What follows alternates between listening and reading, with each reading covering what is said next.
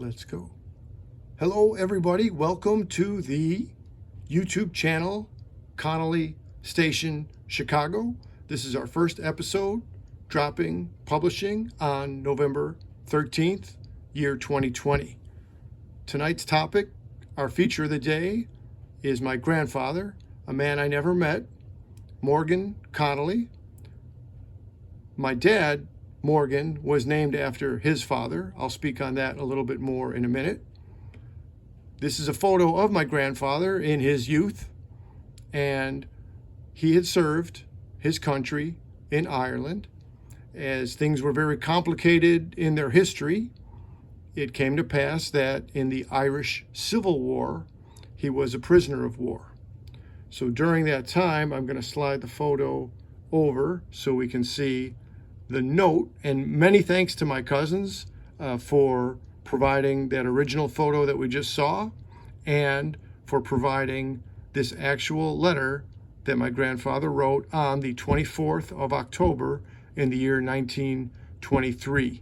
So we're just about a couple of weeks off of the exact 99-year anniversary of my grandfather being a prisoner of war in the Irish Civil War. As it reads, we are starving here today because we refuse to swear away the God-given rights of our dear native land. And it's signed under his nickname. It's signed under his birth name of Morgan Conneely. Upon migrating to the United States, he changed his last name from Conneely to Connolly. You can see it registers Mycullen, Galway. And on the diagonal print in the corner, it says 6th day hunger strike.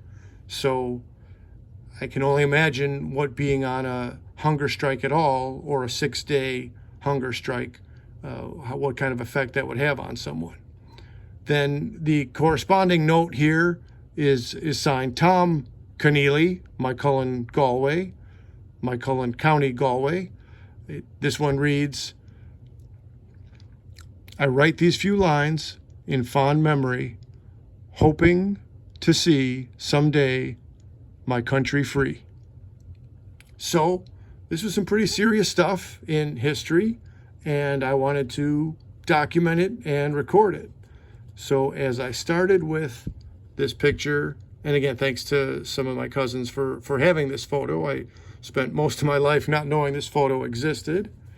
Here is my grandpa, Morgan, and my grandma, Mary Connolly.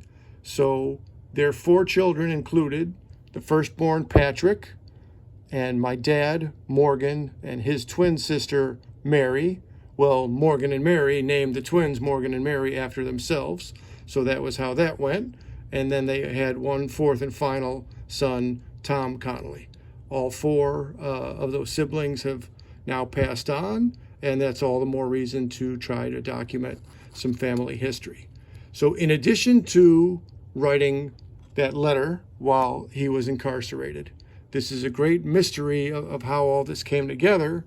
So somehow the tools, the implements to carve this piece of art in the bone of a cow, like I'm trying to imagine things that are just beyond my comprehension. And at that time in 1923, somehow, when you're a prisoner of war, you're still allowed access to have carving tools. And so there's also access to cow bones. And so this was a piece that was in the china cabinet in my house growing up for years. This is currently on continuing display at the Irish American Heritage Center in Chicago on the northwest side. So in the museum at the Heritage Center, anyone who is a visitor to the center and to the museum could view this piece and many other important, significant pieces of Irish history.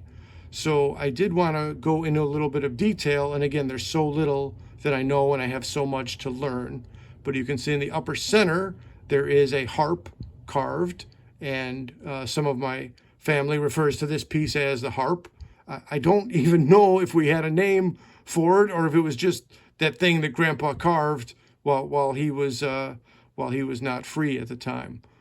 So it's interesting, even like what name to give a piece. And anyway, so the symbolism here, again, I would do well to do more research, but we can see a Celtic style cross. We can see a tower, and some might say it's a stag. Some might say it's a wolfhound.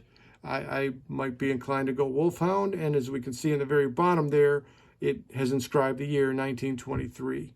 So again, I'm just trying to do some perspective taking and make use of imagination and speculation. What was it like for my grandfather 99 years ago when things weren't very civil between the different factions of the Irish people? And what was his experience? What was going on in his thought process and his emotional process as he completed this carving? I wanted to also note that the Irish Center for various events will bring the piece out of the museum and make it part of the display for various events, as it was most recently for, as it said here, the 106th Easter commemoration and dinner and dance. And there's the location of the Irish Center listed right there. So yeah, this is this past April 16th of 2022. I was there that night for a bit of the night. It ran a little bit long, and I'm not as young as I used to be, so I gave myself a decent curfew and a decent bedtime that night, but it's part of many display pieces. I wanted to show a little bit more close-up of the various images that he had carved, and again, I can only, after having looked at this, for my entire life, I have more questions than answers. I have more curiosity than resolution. And so I'm just going to continue to study out my family history and see what I can learn, see what I can put together. I did just watch a video documentary also on YouTube just in recent days that had some good reference books listed. So I would do well to follow up on those reference books and try to put together a follow-up to this video with more research established. So that's the main content for tonight. As to the name of the channel, it's a play on words, Connolly Station. So there's when you're actually in Ireland, the Gaelic or the Irish script is on top. I figured, being a United States resident, maybe I wanted to put the English on top and then still keep a true tribute to the Gaelic, to the Irish script. So there's one thing over there, and here's how the actual train station itself looks. Again, thanks to my friend for doing the t-shirt design and a little bit of faded imagery of the three colors of the flag integrated into this t-shirt. So thanks everybody, and please leave any questions or comments or notes or thoughts in the comments section. This concludes episode 1 of Connolly Station, Chicago. Look for us to be back with all kinds of wide-ranging content in the coming days. Thank you so much.